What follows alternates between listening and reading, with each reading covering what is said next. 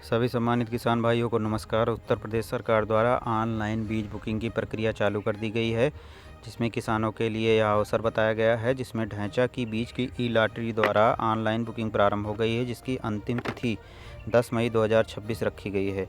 ढैंचा क्या करता है? हमारे मिट्टी की उर्वरता को बढ़ाता है, जल धारण क्षमता में वृद्धि करता है, रासायनिक खाद पर निर्भरता कम करता है और इसकी फसलें जो है वो 40 से 45 दिन बाद मिट्टी में मिला दी जाती है। तो आप इसको बुकिंग कैसे करेंगे? तो पहला ऑप्शन है कि यूपी एग्रीकल्चर के वेबसाइट पर जाकर के बुक कर लें और दूसरा जन सेवा केंद्र का भी सहारा ले सकते हैं और यहाँ पर आपका चयन जो है वो ई लॉटरी के माध्यम से होगा। तो पारदर्शी चयन के रूप में बताया गया है, तो इसकी अब आज ही आप बुकिंग करें। और बुकिंग की प्रक्रिया जानने के लिए हम आपको बताते हैं कि कैसे बुकिंग करना है, इस वीडियो के माध्यम से आप पूरा यहाँ सबसे पहले upagriculture.gov.in पर हम क्लिक करेंगे। यहाँ पे हमें पहला ऑप्शन दिखाई दे रहा है कृषि विभाग। यहाँ पर आप क्लिक करेंगे तो ये ओपन हो जाएगा। ये मुख्य पेज है कृषि विभाग का upagriculture.com का। यहीं से हमको बुकिंग करनी है, तो इसको हम पहले जूम करेंगे। जूम करने के बाद इसमें जैव उर्वरक ढूंढेंगे। जैव उर्वरक यहाँ पर लिखा हुआ है, इसके ऊपर कृषक पंजीकरण लिखा हुआ है और लाइसेंस लिखा हुआ है। यहीं पर जैव उर्वरक है जो कि स्पष्ट दिखाई नहीं दे रहा है। यहीं पर हम क्लिक करेंगे, कहीं भी टच करेंगे तो ये विंडो नया ओपन होके आ जाएगा। यहाँ पर सीड बुकिंग का ऑप्शन आपको दिखाई दे रहा होगा, तो इसे हम जूम करेंगे। जूम करने के बाद इसमें देखेंगे कि क्या क्या ऑप्शन दिया गया है। तो पहला ऑप्शन दिया गया है बीज का प्रकार। यहाँ पर हमको जिस प्रकार का बीज चाहिए वो हम यहाँ पर चुनेंगे। तो यहाँ पर हम क्लिक करेंगे तो इसमें पहला है ऑप्शन सामान्य बीज का, तो उसे हम क्लिक कर लेंगे क्योंकि हमें ढैंचा का बीज चाहिए जो कि सामान्य बीज है। तो यहाँ पे हम खरीफ पर क्लिक करेंगे।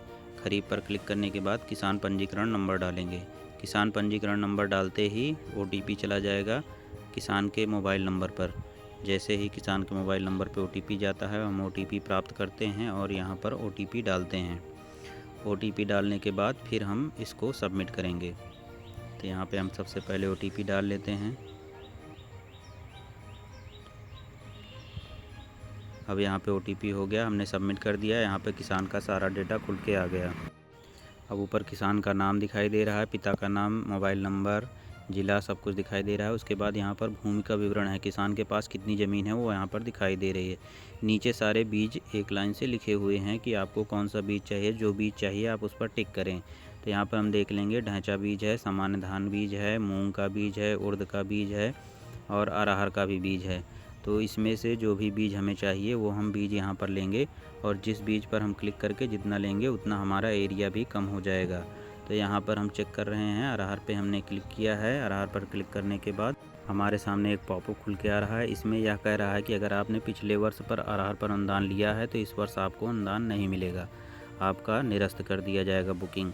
तो यहाँ पे आगे हम ऑप्शन पर बढ़ते हैं। तो यहाँ पे लिखा है आप अरहर के अधिकतम 10 पैकेट 40 किलो प्राप्त कर सकते हैं। तो यहाँ पे हमने 10 पैकेट डाल दिया। अब देखिए यहाँ पर शेष क्षेत्रफल 0 हो चुका है क्योंकि हमने पूरे एरिया के लिए अपना ले लिया है अरहर का बीज 2 हेक्टेयर के लिए। तो ऐसा हमें नहीं करना है, हमें जितनी आवश्यकता है हमें केवल उतना ही लेना है। तो यहाँ पे हमें केवल मात्र 5 पैकेट की आवश्यकता है, तो हमने यहाँ पर 5 पैकेट की बुकिंग किया। अब नीचे आगे बढ़ें ऑप्शन है, वहाँ पर क्लिक करेंगे। ओके करने के बाद यह हमारा बुक हो जाएगा। अब यहाँ पर आप रसीद देख सकते हैं बुकिंग की। अब इसी प्रकार आप देखिए कि ढैंचा का बीज कैसे बुकिंग कर रहे हैं। यहाँ पर ढैंचा बीज पर हम क्लिक करेंगे और इसमें दिखाई दे रहा है आप ढैंचा बीज की अधिकतम 10 पैकेट प्राप्त कर सकते हैं, यानी कि 80 किलो प्राप्त कर सकते हैं। तो यहाँ पे हमें जो बुआई करना है उसी हिसाब से ढैंचा का बीज लेना है। तो हम यहाँ पर पैकेट की संख्या लिखेंगे। तो हमने यहाँ 10 पैकेट लिख लिया है 2 हेक्टेयर के लिए। तो यहाँ पे कुल 80 किलोग्राम में दिखाई दे रहा है और हमारा क्षेत्रफल इसमें नहीं घटेगा क्योंकि ढैंचा जो है वह हरी खाद है। इसकी हम 40 से 45 दिन बाद इसको खेत में ही पलट देते हैं तो और दूसरी फसल लेते हैं। तो इस वजह से यह कोई फसल नहीं है जिससे हमें बीज उत्पादन करना है। इसमें हमें केवल जो है हरी खाद के रूप में उपयोग करना है। तो इसमें एरिया आपका बिल्कुल भी नहीं घटेगा। तो यहाँ से हम ओके करेंगे। ओके करने के बाद फिर दोबारा ओके करेंगे। जैसे ही ओके करेंगे दोबारा हमारे सामने फिर से बुकिंग हो जाएगी और बुकिंग होने के बाद हमें फिर से रसीद प्राप्त हो जाएगी। यहाँ पर पॉपअप में क्या लिखा है, कृपया पुष्टि करें आप द्वारा दर्ज की गई जानकारी सही है, एक बार आगे बढ़ने के लिए इसके बाद कोई परिवर्तन संभव नहीं है। हमने यहाँ पर ओके कर दिया। इसके बाद यहाँ पे हमारी जो रसीद है वो हमें प्राप्त हो गई है कि हमें कितना मात्रा में ढैंचा चाहिए। यह लॉटरी के माध्यम से ही मिलेगा। इसमें देखिए सबसे नीचे लिखा हुआ है एक ऑप्शन कि आपका आवेदन सफलतापूर्वक दर्ज कर लिया गया है और आवेदन के सापेक्ष ई लॉटरी के माध्यम से ही आपका चयन किया जाएगा, यानी कि जितने लोग बुकिंग करे रहेंगे सबका एक प्रकार से ई लॉटरी होगा। यहाँ पर हम इसकी PDF भी डाउनलोड करके सेव कर सकते हैं अपने मोबाइल में, या फिर स्क्रीनशॉट भी ले सकते हैं। अब ये तो हो गई सामान्य बीज की बात। अब हमें मिनी किट प्राप्त करना है। मिनी किट मतलब जो कि निःशुल्क होती है। तो हम यहाँ पर क्लिक करेंगे बीज का प्रकार और यहाँ से मिनी किट सेलेक्ट कर लेंगे और खरीफ में जो मिनी किट आई हुई हैं उनके लिए हम यहाँ पर आवेदन करेंगे। तो हमने पंजीकरण डाला, फिर OTP भेजा और OTP हमें प्राप्त हुआ। फिर हमने किसान से OTP लेकर के इसमें सबमिट किया। सबमिट करके वेरीफाई कर दिया OTP, और OTP वेरीफाई होने के बाद फिर से वही विंडो खुल करके आ जाएगा। जितनी भी हमारे पास मिनी किट हैं सारे यहाँ पे डिटेल्स आ चुके हैं, जो कि हमारे ब्लॉक में उपलब्ध होंगे या हमारे ज़िले में उपलब्ध होंगे, वो सारे डिटेल यहाँ पर आ गए हैं। जो भी उपलब्ध होंगे उसमें से यहाँ पर हम बुकिंग कर सकते हैं। तो यहाँ फिर से वही किसान का पूरा डिटेल दिखा रहा है, एरिया दिखा रहा है और कौन कौन से मिनी किट हैं मिनी किट भी दिखा रहा है, जैसे उर्द, मूंग, सावा, कोंदो, रागी, शंकर बाजरा, अरहर, तिल, संकुल ज्वार, ऐसे ही कई प्रकार के अलग अलग प्रकार की वैरायटी हैं, अलग अलग प्रकार के बीज हैं। यहाँ पे सब आप देख सकते हैं। जब आप रजिस्ट्रेशन नंबर डालेंगे तो ये आपके सामने खुल करके आएगा, और यहाँ से हम कोई भी एक मिनी किट बुक कर सकते हैं, क्योंकि हम एक ही मिनी किट के लिए एलिजिबल हैं, 2 मिनी किट हम नहीं बुक कर सकते हैं। तो यहाँ पर देखिए हमने तिल के लिए मिनी किट बुक करने के लिए प्रयास किया, लेकिन यहाँ पर तिल का मिनी किट बुक नहीं हुआ। इसका मतलब ये है कि तिल उपलब्ध नहीं होगी।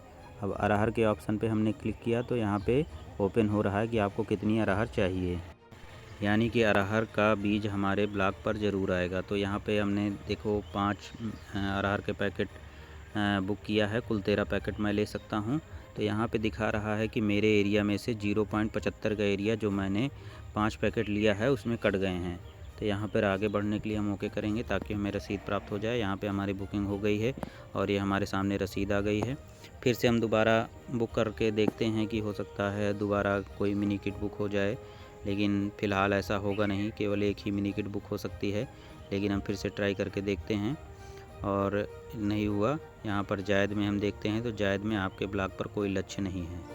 अब आप लोग सोच रहे होंगे कि पंजीकरण नंबर कहाँ से प्राप्त किया जाए, तो उसके लिए आप यहाँ पर ध्यान दीजिए कि सबसे पहले हमको उसी मेन पेज पे जाना है और वहाँ पर अंतः फसली बुकिंग प्रारंभ के नाम से एक लिंक दिखाई दे रहा होगा। जहाँ पर बुकिंग प्रारंभ लिखा है वहीं पर हम टच करेंगे।